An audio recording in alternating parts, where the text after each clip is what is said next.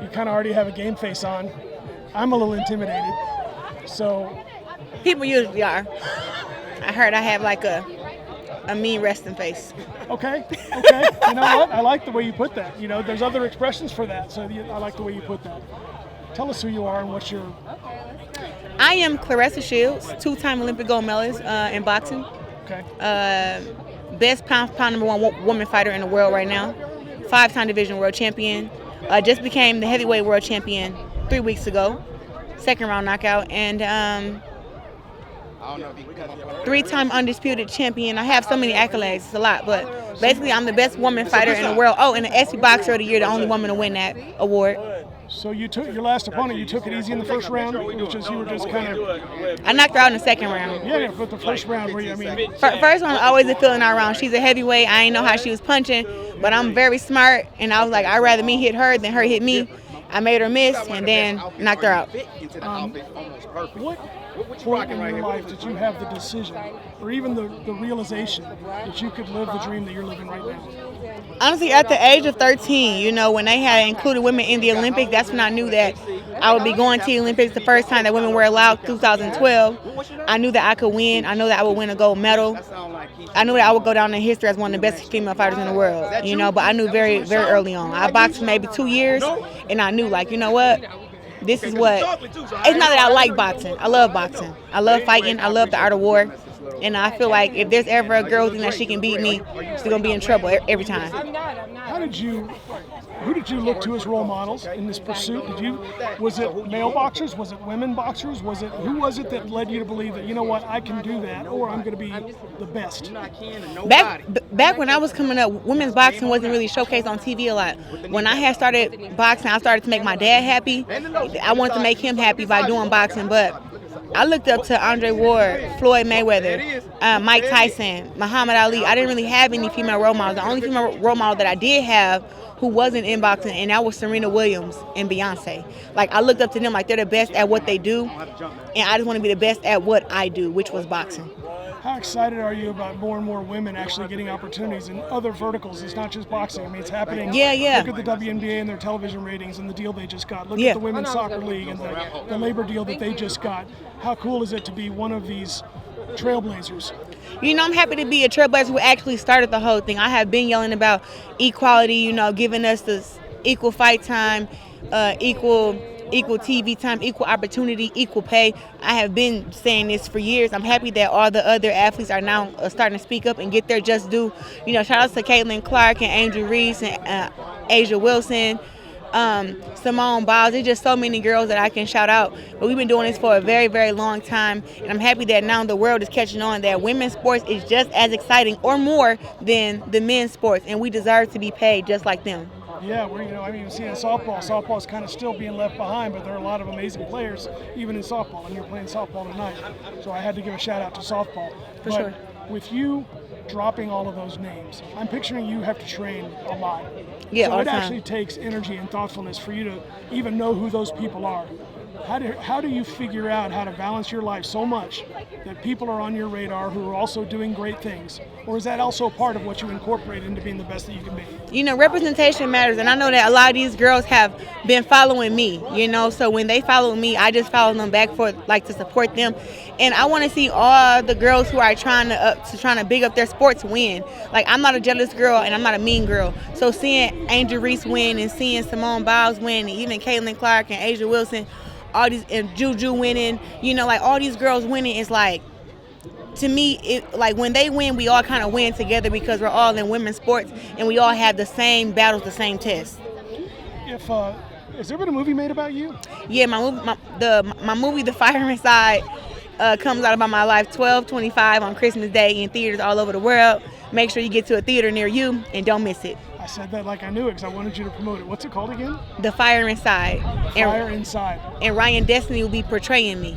Okay, that's a lot to live up to. It is. Did you consider playing yourself? I did, but no, I wasn't.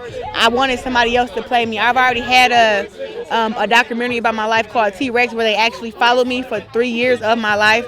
I didn't want that again. So having to be an actress and them give me lines to say that maybe I would or wouldn't say, I was like, no, get somebody else to do it. But I think it makes it bigger that this great actress is playing me, and she's never even been in a street fight a day in her life. So this is very interesting. And so did she consult with you, and was she nervous? Because I'm sure she did not want to let you down. She was very nervous. She FaceTimed me a lot when she was doing scenes. I let them know her boxing cannot be mediocre. I am the best in the world, and this is not a Rocky movie. This is real life. So let's make this look good. You know, and I mean, like, she did great. And you will see that 12/25 in theaters all over the world. The Fire Inside. Go to a theater near you. What is your music you listen to that gets you in the zone? Is there anything? Gospel. You know, I listen to a lot of rappers, Meek Mills, Papoose, Lil Wayne. And gospel too on top of that. Gospel, you know, like, I don't know if you know Tasha Cobbs. Okay. I don't know. You see, your eyes ain't light up. You ain't listen to her music. I got sunglasses on, so it's hard to. Yeah, Tasha Cobbs Leonard is just a great singer. Tamala Mann, Ezekiel Hecker. It's a lot of gospel that I listen to. But gospel is like, if you hear me listening to gospel, somebody done really pissed me off, and I'm trying to calm myself down. So gospel just like helps clear my spirit and makes me happy. Briefly describe your upbringing, I mean, in terms of your own childhood, and because you've turned out pretty spectacular. The greatest of all time in your sport. How does that happen? Look back at that little girl, and what's that little girl saying to you now? So she's 5 years old. What's she looking up at? What's she saying to you? The little girl is telling me, like, girl, good job. Keep doing it your way. We already knew that this was going to work, you know. But I had a very hard upbringing, you know. But I had some great coaches around me. I had great role models around me. People that believed in me before I believed in myself. I had a great first coach, Jason Crutchfield, and right now, even get me to where I am now. Like, I have a really great team. I have a great coach. His name is John David Jackson. Great manager, Mark Taffet. Great promoter, Dimitri Salita. A great publicist, Crystal Frost. I have a really great team right now, and we're going to go to the next level. Like, we're at that door now to where we are really a household name now, and we about to start getting the big checks like the Nikes and the Pumas and stuff, and we're just excited to, you know, announce when I get my $20 million deal. Where is the best place you've ever fought? Best place I've ever fought, I have to say, in Detroit at Little Caesars Arena. I have to say that. And of course the Olympics. The Olympics, I fought in front of 30,000 people. I won a gold medal twice, 2012 and 2016. But I feel like 2012 was the one I remember the most. Like, those fights were so memorable. Like, I can watch those fights and remember everything I felt, you know. But the second time was a little bit easier. The first time it was like, oh, it's gonna be hard to win a gold medal. And I was able to do it at 17 years old. What's the place you imagine fighting that would be appropriate for your platform and for your stature? T-Mobile Arena. That's my dream. I fight at T-Mobile Arena, I hang it up. I retire. So not the Sphere in Vegas. You're picking T-Mobile Arena. T-Mobile Arena, 25,000 people all to see the GWOAT. I would faint. I would, and you know what? I would faint after fighting my ass off. I know I'm gonna win, but 25,000 T-Mobile Arena. I just did 12,000 fans at Little Caesars Arena. So now I want to, when I get my opportunity to go to T-Mobile, and they've been waiting on me too. They're like, you need to come to the West Coast. I'm gonna come and have me a fight there, and I know all my fans from all over the world is gonna come. So I'm excited about that. Where'd you grow up? Flint, Michigan, born and raised. And what's the best thing about Flint, Michigan? The best thing about it is, I know there's some tough things that are said about it. The best thing about Flint to me is the resilient people. Like, they have people who just have no quit attitudes. Like, they are just so strong. Like, they don't know how to quit, don't know how to give up. They're just very, very strong people. In many ways, they've had to be. I mean, they've gotten the short end of the stick on a lot of things. I mean, from the water thing. There are people that give up, but Flint people just don't give up. Do nothing. It doesn't matter. Everybody acts like they're rich. Everybody, you know. I haven't got him on the court yet. They're all tough.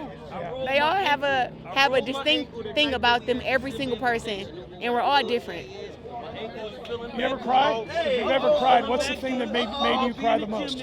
I cry all the time. Okay. And what is it for? Happy cry or deep cry? What is it? I don't know yet.